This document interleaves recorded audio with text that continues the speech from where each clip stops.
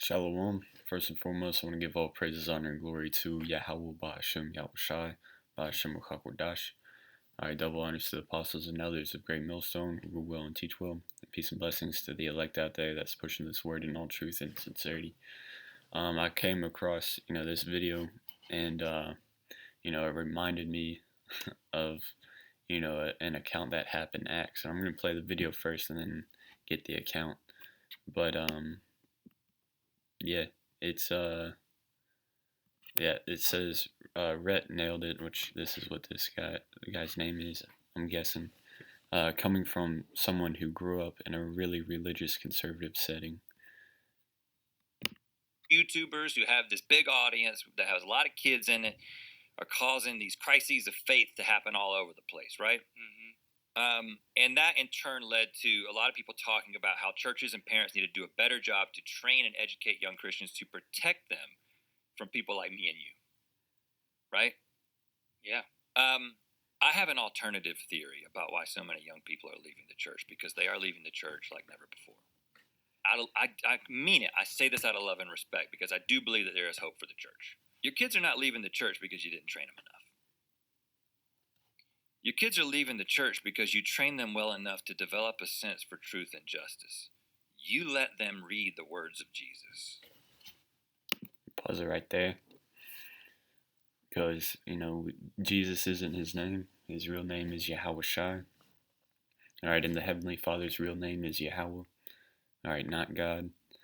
And that's part of the reason why people are leaving the church, is because they're recognizing that Jesus is nothing but a false idol. Alright, he was a Hebrew. Alright, so he had a Hebrew name.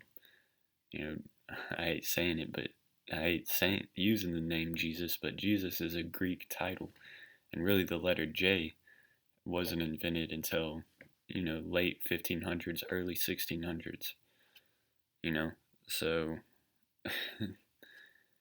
and that's part of the reason why people are leaving the church, is because they're recognizing that, hey, if you're teaching in the name Jesus, then you don't have the truth, right? But I'm going to keep playing it. And they got it. And they've recognized that the church doesn't seem to be interested in those words. They're not leaving because they don't know the truth. They're leaving because they do. You also... Yeah, so that's the point. People are leaving the church because they're waking up that, hey, the whole, church game is a fraud. It's a money scheme, man. They're not using the word for, the people's best intentions. And it reminded me of, the this account in Acts. It's it's called The Riot in Ephesus. And yeah, you best believe that, this truth, stirs up a lot of spirits, man. This is Acts 19 and 21. After these things were ended, Paul purposed in the Spirit, when he had passed through Macedonia and Achaia, to go to Jerusalem, saying, after I have been there, I must also see Rome. So he sent into Macedonia 2 of them that ministered unto him, Timotheus and Erastus, but he himself stayed in Asia for a season. In the same time there arose no small stir about that way, for a certain man named Demetrius, a silversmith, which made silver shrines for Diana, brought no small gain unto the craftsmen, whom he called together with the workmen of like occupation, and said, Sirs, ye know that by this craft we have our wealth. So they had a union of Diana idol makers, basically, and they're selling those shrines left and right out of silver. So you best believe that they were getting some pretty coin, making those. Moreover, ye see and hear that not alone at Ephesus, but almost throughout all Asia. So it wasn't just the city of Ephesus that they were making their money off of, is throughout all Asia. This Paul hath persuaded and turned away much people, saying that they be no gods, which are made with hands. So, it is because Apostle Paul was preaching the truth that people were waking up that uh, this Diana shrine it ain't shit. We need to leave all these idols aside. So that not only this our craft is in danger to be set at naught, but also that the temple of the great goddess Diana should be despised, and her magnificence should be destroyed, whom all Asia and the world worshipped. So so not only were their occupations in danger, but the temples were going to be, torn down and despised. And that's what's going on when, hey, you mentioned that name, Jesus. You're getting a lot of pushback because, well, that's not his name. The truth is coming out that he wasn't a so-called white man. All right, that he was a dark-skinned individual with white woolly hair. All right. I mean, the truth is going out, so that's why that's why there's a bunch of young people leaving these church houses. All right. And what did it say? It said, "This Paul hath persuaded and turned away much people, saying that they be no gods which are made with hands." And yeah, whenever somebody asks about church, we tell them that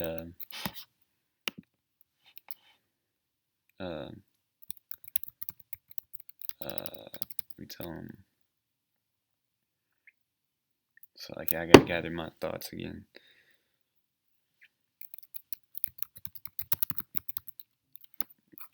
That God doesn't dwell in temples made with hands.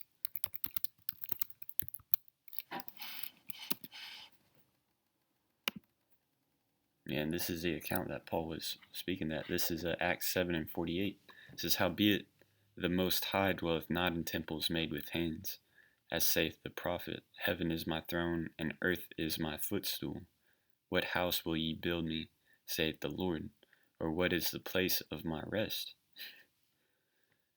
So these church houses, that's not where you're going to find, the real wisdom, because wisdom uttereth in the streets.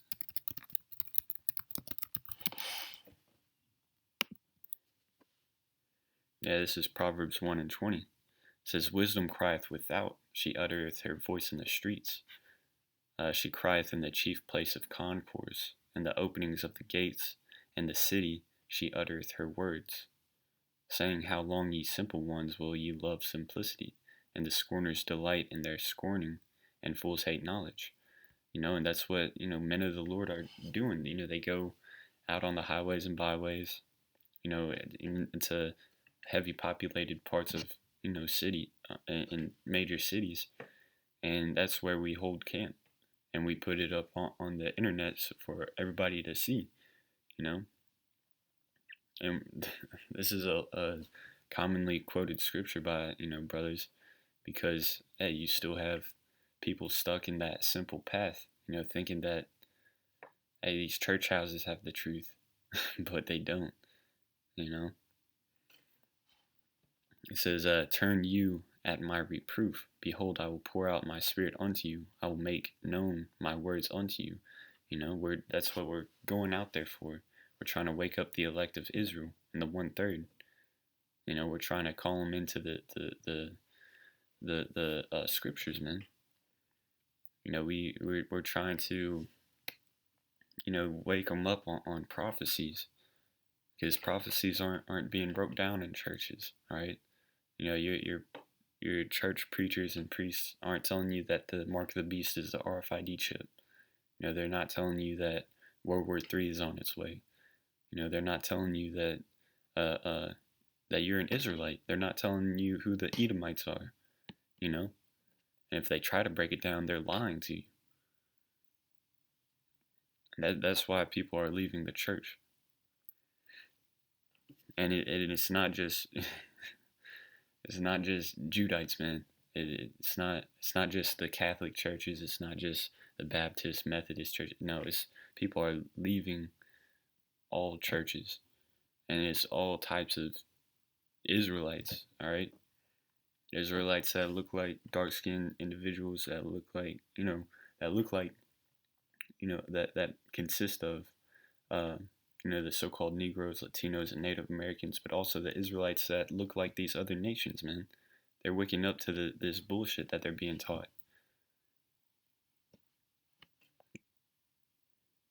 And then, but let's go back to Acts 19, because, hey, these times are coming, man. This because it's a riot that happened in Ephesus because of the truth being pushed out. And we're in the time of Acts right now. So you best believe, hey, you might have a multitude like this come up to camp. But this is Acts 19 and 28. When they heard these sayings, they were full of wrath and cried out, saying, "Great is Diana of the Ephesians." So as the craftsman was like breaking down to Paul that, like, hey, like our livelihoods are at stake with you preaching this. He said, then then like the multitude were hearing these things, and they just started chanting, "Great is Diana of the Ephesians," and the whole city was filled with confusion. And having caught Gaius and Aristarchus, men of Macedonia, Paul's companions in travel, they rushed with one accord into the theater. So Paul's companions, they started this, they saw this, confusion building up and multitudes building up. They rushed into the theater, and when Paul would have entered in unto the people, the disciples suffered him not. And certain of the chief of Asia, so they were holding him back. Paul, or it says, and when Paul would have entered in unto the people, the disciples suffered him not. So Paul was about to, just go in the midst of the people, but the disciples, were holding him back. They're like, don't do it. And certain of the chief of Asia, which were his friends, sent unto him, desiring him that he would not adventure himself into the theater. Some therefore cried one thing, and some another. So you were hearing a bunch of random stuff. For the assembly was confused, and the more part, the majority of them, knew not wherefore they were come together. So most of the people that were coming in there didn't even understand why, and that's where that mob mentality started setting in. And you have to be able to discern those spirits, man. You see a large gathering where a bunch of idiots are just gathering around for no reason, you gotta separate yourself from that. That's why the scriptures say, "Follow not a multitude to do evil." And that's what, this is getting into.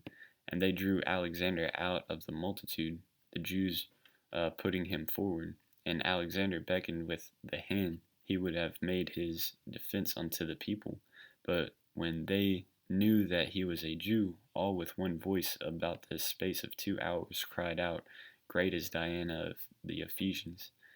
And when the town clerk had appeased the people, he said, "Ye men of Ephesus, what man is there that knoweth not how that this city of the Ephesians is a worshipper of the great goddess Diana, and of the image which fell down from Jupiter?" So the town clerk was like, "Hey, these multitude of idiots, like, duh, we know that y'all worship Diana.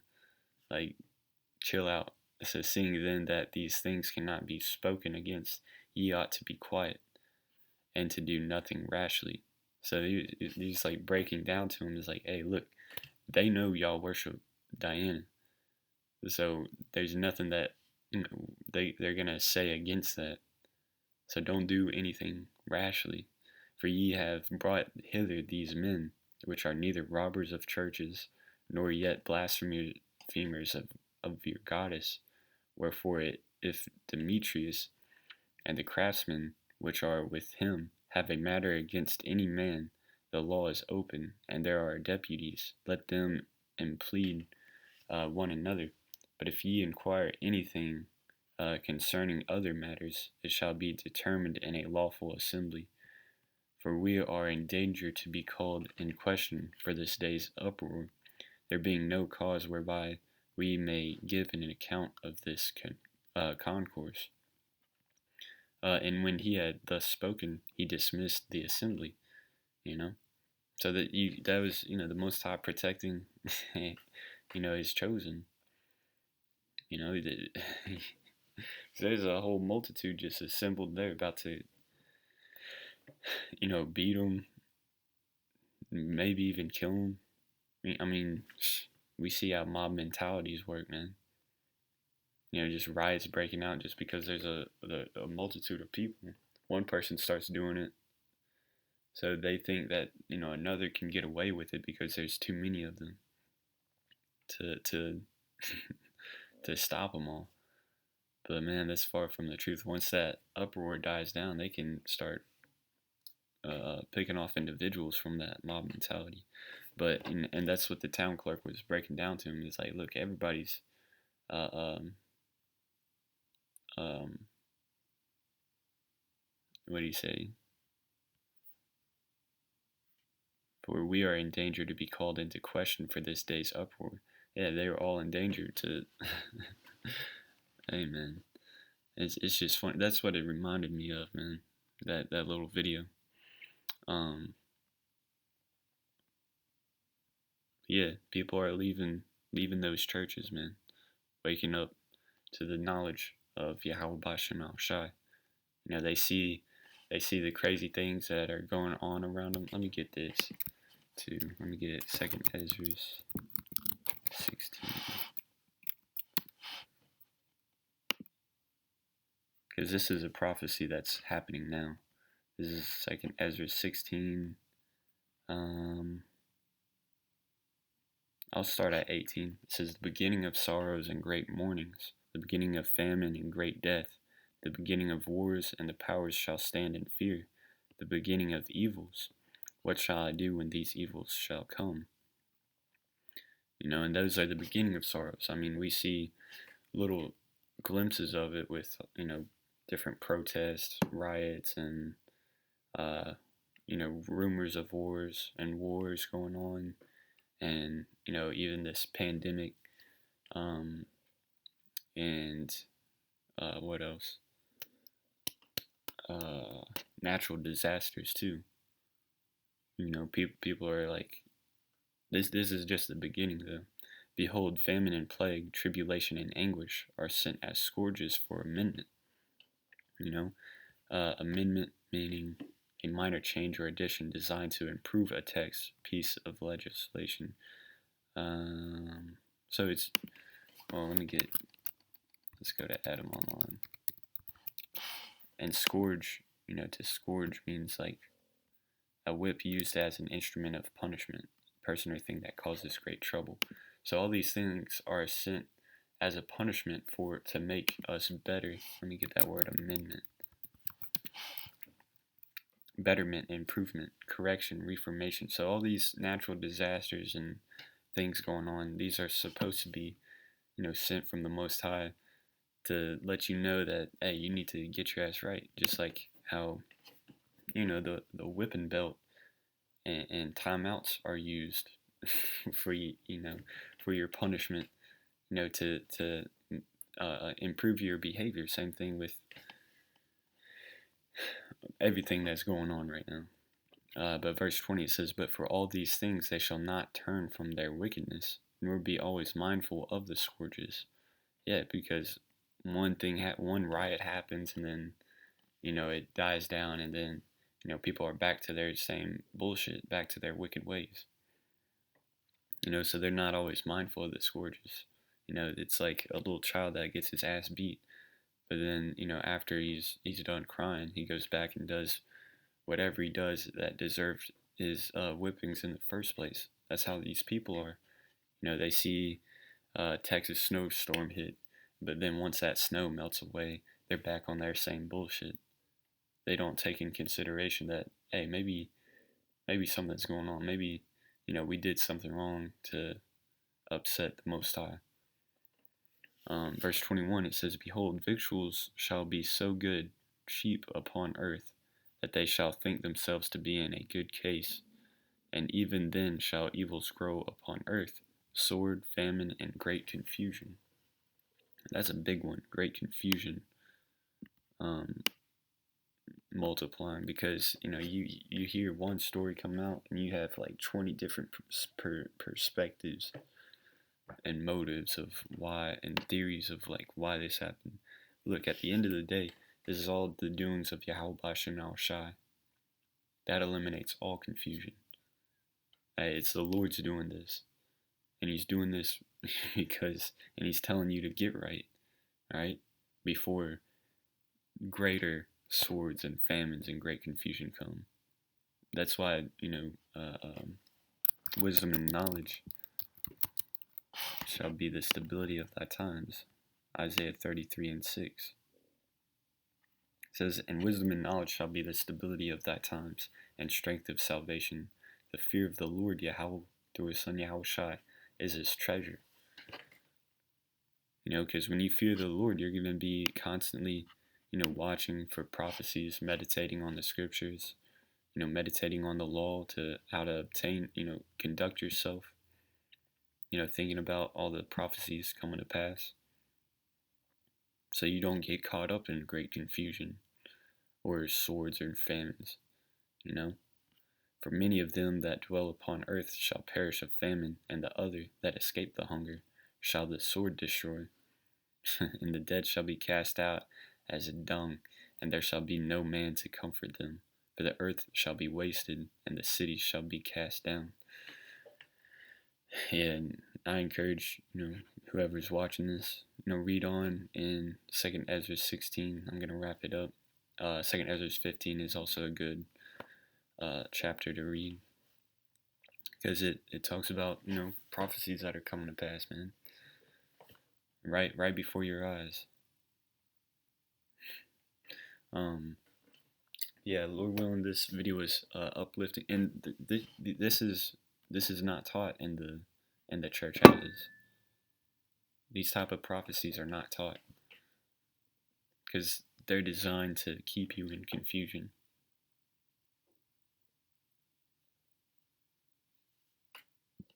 But hey, with that, I'm gonna give all praises to Yahweh Bashem Yahweh Shai Bashem Rakakwadash.